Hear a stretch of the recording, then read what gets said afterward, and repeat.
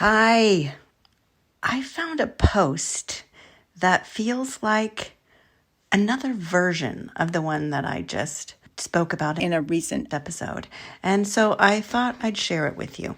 I have been digging through a lot of my writing, an extra lot of my writing these days, because a very special person, Betsy Fassbender, has come into my life. She is an author and a writing coach, and we have forged this brand new, incredibly symbiotic relationship around watercolor painting and writing. And do I want to say this? She's going to help me write my book. And for this effort, I have been reading lots and lots of my writings. So this one I called Why Do We Paint? And I explored the idea of getting personal with our art. And this feels like an adjunct, like it's connected. There's a Venn diagram overlap, but it's not entirely the same idea.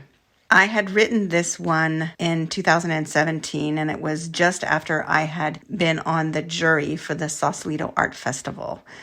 For those of you who don't know, the Sausalito Art Festival was, until 2019, it has not happened since then because of the pandemic, but it was one of the best, most prestigious art festivals on the West Coast. And I was very fortunate to be able to do it for, I think it was 12 years, something like that. Anyway, I was on the jury, and it was my second time on the jury. My first time had been, I think, maybe 2 or 3 years after I first had been accepted to be an artist in the festival. And I was feeling very insecure about what do I know? How do I know how to jury art? But there's a process that we go through to evaluate the applications, and it turns out that with a certain, level of discernment, that it's pretty easy to identify the art and the artists whose work is the kind that the festival shows. The process involves clicking through 4 examples of the applicant's work plus one of their booth setup and reading a brief statement they wrote. And I can't explain exactly how this happens, but an impression of them arises readily. It's amazing how much is conveyed about an artist by just 5 images and a few words. So there were some, I remember, whose work didn't quite seem to have gelled, not quite yet, looking as if the different pieces of art could have been made possibly by different people. And then there are those who have landed on a subject, dancers, books, donuts, that has become their thing, causing their art to lean a little towards shtick, at least for me. When there's something consistent about the work, though, the method, the perspective, the color palette, the kinds of subjects, or the abstract patterns that they use, along with something ineffable, however hard it is to articulate it, a kind of light shines through. I discovered that it's not that difficult to see the sweet spot between undeveloped and overpolished, and between scattershot and repetitive. At the end of the day, I wrote that I was left wondering about these artists, what their stories are, why they do what they do, and what keeps them making art. Why is a very potent question, one that's important to consider and endeavor to answer for anything we undertake, really. I think it gets at that desire. It certainly gets at motivation. And sometimes we're unsure of it, or maybe not even conscious of it. So answering this is really powerful. Some of them, it looked like the clearest answer to their why that came to me was to make money. And this is a legitimate reason. Artists need to make a living. And it was a very expensive festival to participate in. But unless to make money is accompanied by other whys, it can lead the artists to make product, as in something to sell, rather than creating to express our soul. I watch make money at play in me as well. It reins in my impulse to play and experiment very much. Making and selling art has become what I do, and people have come to expect a certain kind of art from me. Yet I feel a strong desire to keep evolving as an artist. It's a tricky balance, and it's one that I haven't completely sorted my way through. But my real whys are much bigger. First of all, I make art because I'm alive, because there are paintings in me, and because I receive messages from things around me telling me to paint them.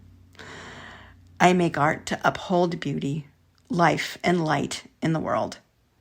I also make art because I'm a teacher, and I cannot be in solidarity with those I accompany on their painting journeys unless I'm also experiencing the often noisy inner process of art making alongside them. There is an I must make art force in me that is energized by all of this. Sometime before I wrote this post in 2017, my friend Sue Rink sent me a post by Maria Popova about Henry Miller's book, To Paint is to Love Again. Just right off the bat, he's preaching to the choir in the title of the book. But when I finally got around to reading her article, just before I wrote this, I found it full of affirming snippets from this book of his. I appreciate his connecting painting with loving, with seeing, and how he writes of being in relationship with our art, which I've also talked about in one of these episodes. Here's one of the things he said, and this is very Henry Miller. To paint is to love again, live again, see again. To get up at the crack of dawn in order to take a peek at the watercolors one did the day before or even a few hours before is like stealing a look at the beloved while she sleeps. The thrill is even greater if one has to first draw back the curtains. How they glow in the cold light of early dawn. I paint a lot in the evenings after dinner. I stop when my body starts to wind down. I get chilly and I lose my ability to focus. Time to climb in bed. In the morning, when I look at what I did the night before with fresh eyes, it's almost always a delight. It's quite amazing how the noisiness in my head about how silly or funny or dorky what I was painting looked has just dissolved, and it just now becomes interesting shapes. My labors transform overnight on a regular basis. Henry Miller further speaks to our relationship to what we are painting, our subjects. The practice of any art demands more than mere savoir-faire. One must not only be in love with what one does, one must also know how to make love. In love, self is obliterated. Only the beloved counts. Whether the beloved be a bowl of fruit, a pastoral scene, or the interior of a bawdy house makes no difference. One must be in it and of it, wholly. That's WHOLLY. Before a subject can be transmuted aesthetically, it must be devoured and absorbed. If it is a painting, it must perspire with ecstasy. I contend that art reflects the consciousness of its maker. I got this idea from Ian McGilchrist, and he says that it's not only a reflection of our consciousness, but that it is our consciousness in another state. Our art is the physical state of our consciousness. Everything that has ever been started as an idea.